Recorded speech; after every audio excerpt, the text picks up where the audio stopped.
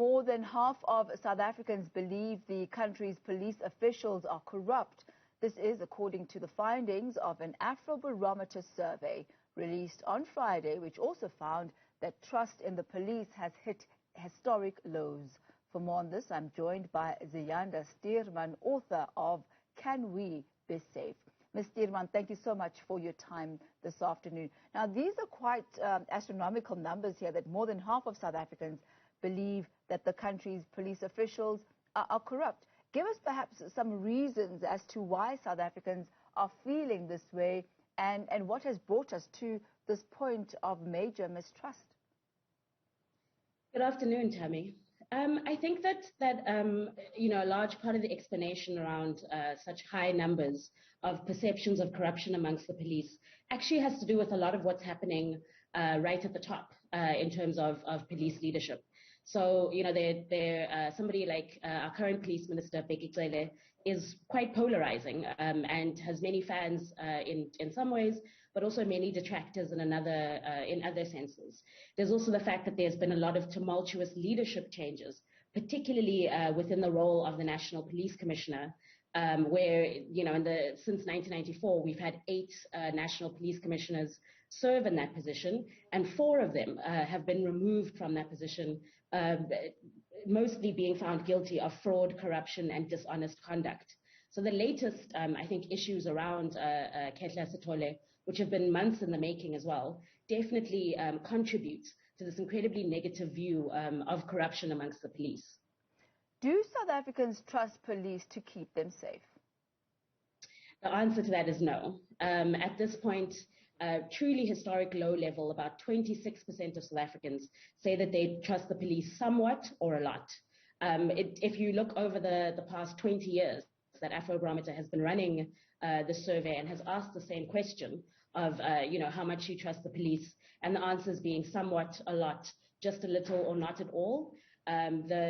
We've sort of seen that there were fairly high levels of distrust in about 2002, fairly low levels actually of that distrust in about 2011, but that number has slowly crept up to where we are now in 2021, where 73% of South Africans say that they don't trust the police and only 26% say that they do. As far as, I guess, the demographic of this survey, tell us more about the methodology and who was targeted.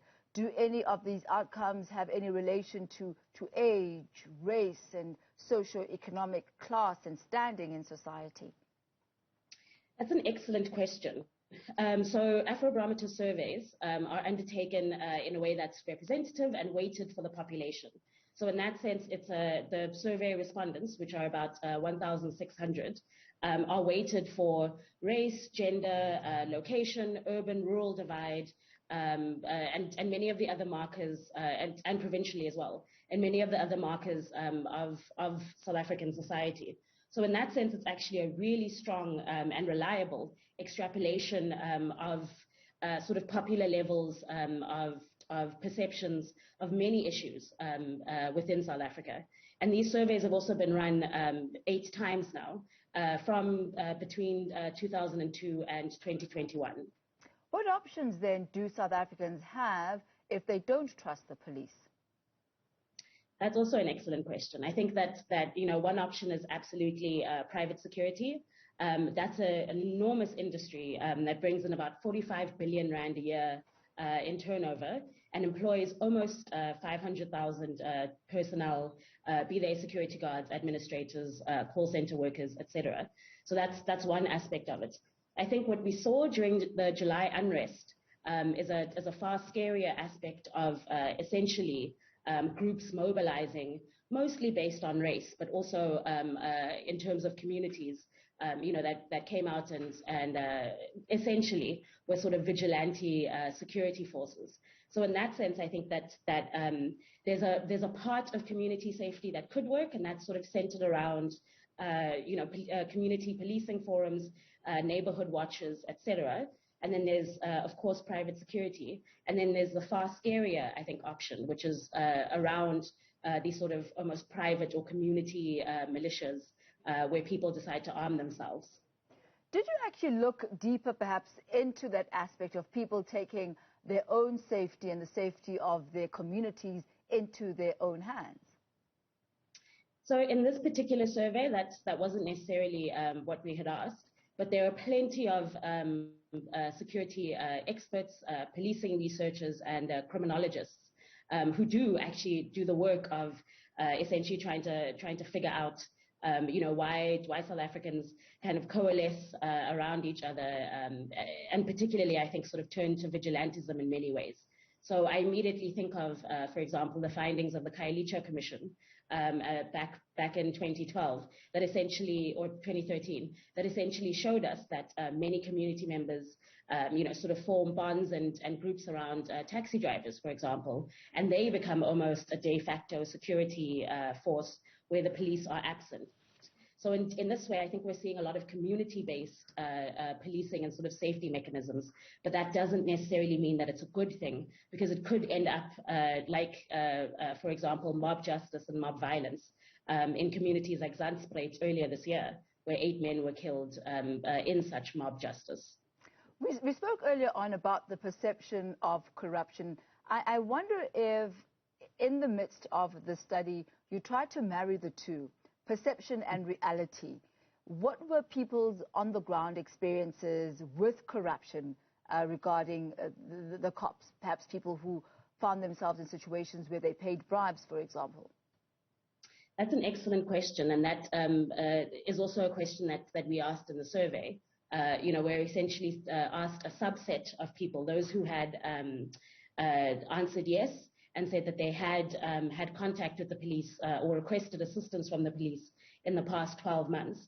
And that actually showed some incredibly interesting findings, in the sense that of that group of people who've had contact with the police over the past year, 15% had said that they had to pay a bribe to the police in order to receive assistance from the police. And another 24% said that they had to pay a bribe to avoid problems with the police. So in this sense, there's a sense of corruption, which is quite high. And as I said earlier, I think it's definitely influenced by a lot of what's happening in the leadership of the police. And there's a slightly lower, actually lived experience of corruption within the police, and people saying that they've had to pay bribes to receive assistance or to avoid problems with the police. But that is there. There is a real lived experience, especially of corruption and bribery within the police. So as we wrap up, what immediate reform can citizens and South Africans seek in order to better aid policing? I think a longer-term solution is definitely a large bureaucratic intervention into the way that the police service runs. At this point, I think we have an incredibly top-heavy structure of the police, and a lot of generals, for example, who are very, very well paid. But that doesn't necessarily filter down to increased performance at the station and at the individual police officer level. So in that sense, we need, I think, a sort of broad reform of the leadership structures, and that includes the position of National Police Commissioner and Police Minister, who I think both need to be, or both positions need to be filled by people who are competent administrators, who understand the very large and complex institution that is the SAPS, and also people who understand policy leadership, because I think that is sorely lacking. I think your average South African at this point should definitely be pushing for competent people to be appointed in those positions. But also, we'll have to leave it at that, unfortunately, for today. But thank you so much for a really comprehensive report on that. She is Ziyanda Stuurman, author of the book, Can We Be Safe? And that's